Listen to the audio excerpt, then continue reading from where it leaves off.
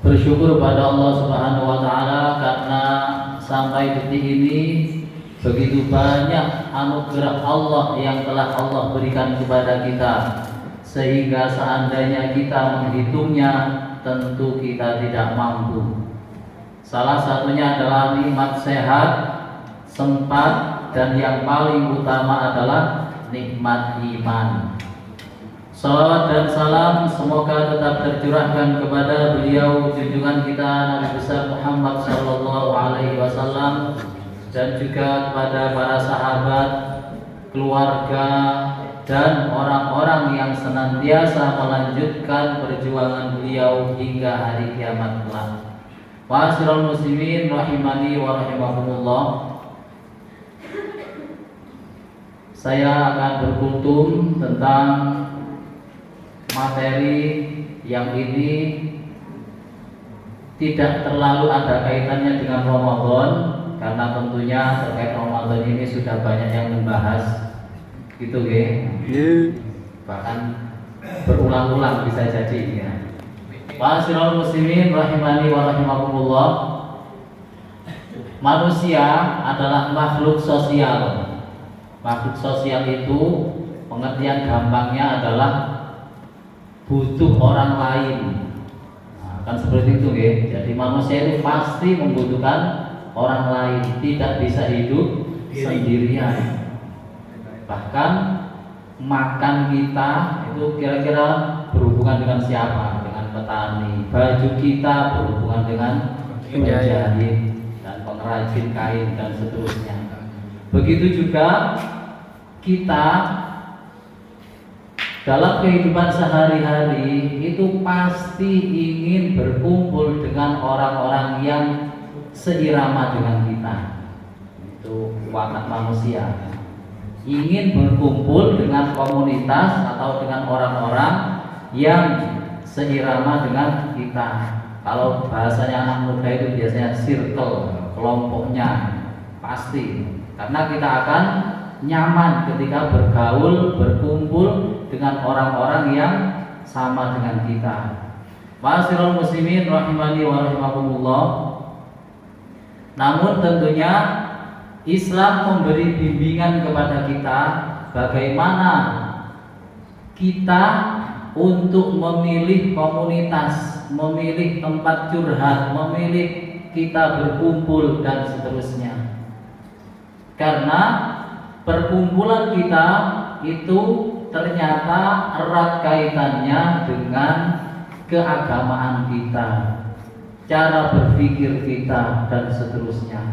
Sehingga Rasulullah Shallallahu Alaihi Wasallam menyampaikan almar'u, di hadis lain berbunyi ar-rajul almar'u ala dini khalilihi falyanzur ahadukum man yukhalil.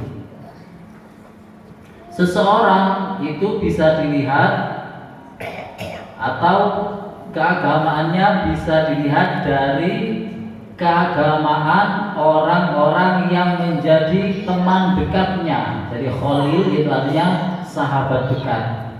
Falyanzur ahadukum man yukhalilu.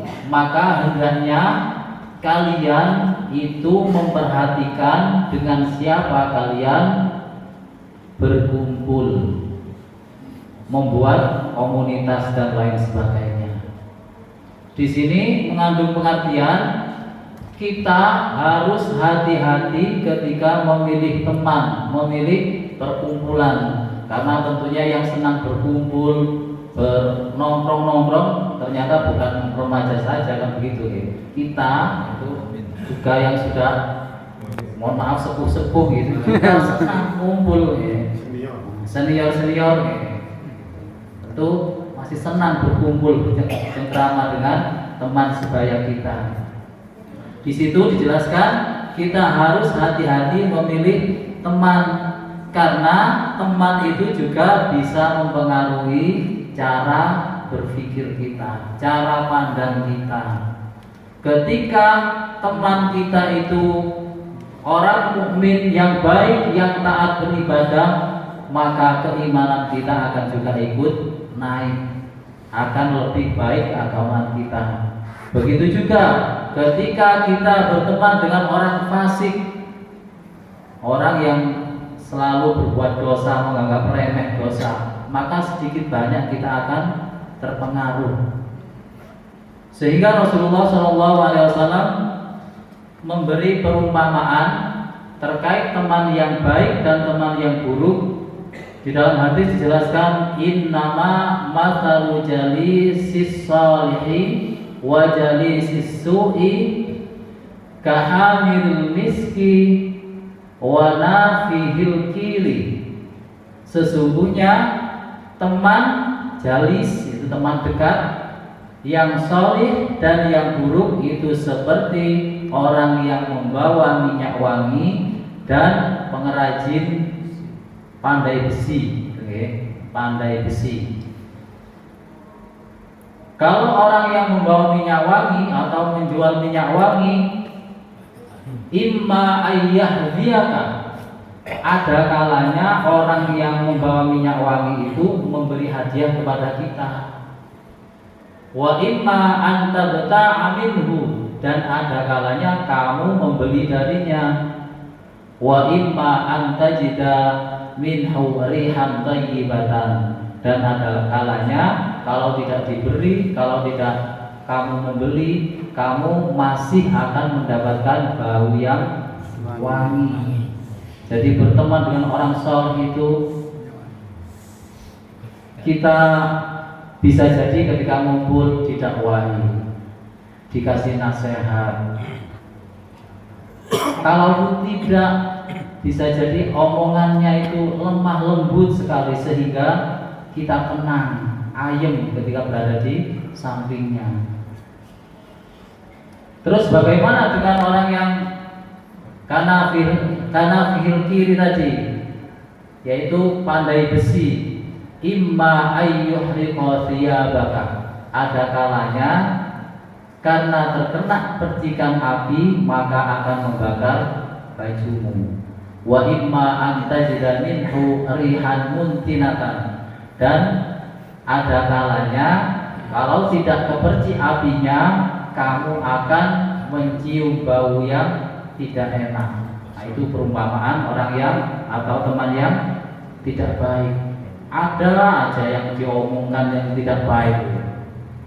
Bisa jadi kita diajak. Kalau nggak ngajak, kata-katanya kotor, kata-katanya kasar, yang kita dengar adalah hal-hal yang buruk-buruk. Maka pertemanan itu yang kita inginkan bukan hanya di dunia, karena ternyata pertemanan kita itu nanti bisa di akhirat, di surga nanti bisa bertemu. Bagaimana dengan orang-orang yang berteman dengan orang yang tidak baik? Maka Allah menjelaskan teman yang tidak baik di akhirat kelak akan saling menyalahkan. Sehingga Allah berfirman dalam Al-Quran, a'udzubillahi minasyaitonir rajim, al-akhillau yawma idzin ba'duhum li ba'din adu illal muttaqin.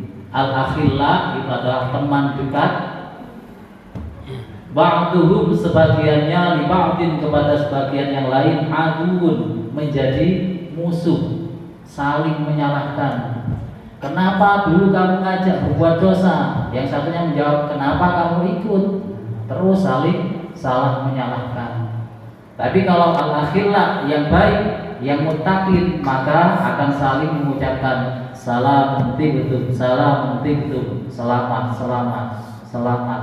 Jadi ungkapan atau ucapan selamat yang diberikan teman kita. Kita memberikan selamat kepada teman yang baik tadi. Ma'asyiral muslimin rahimani wa rahimakumullah, saking pentingnya pertemanan ini sehingga sahabat Rasulullah SAW yang bernama Umar bin Khattab itu menyampaikan tentang pentingnya teman yang baik, sehingga beliau berkata, ma u'tiyal 'abdu ba'dal islami nikmatan khairan min akhin salihin fa idza wajada ahadukum wad'an min akhihi falyatamassuk bi Tidak ada orang yang diberi kenikmatan setelah nikmatnya Islam selain nikmatnya pertemanan atau persaudaraan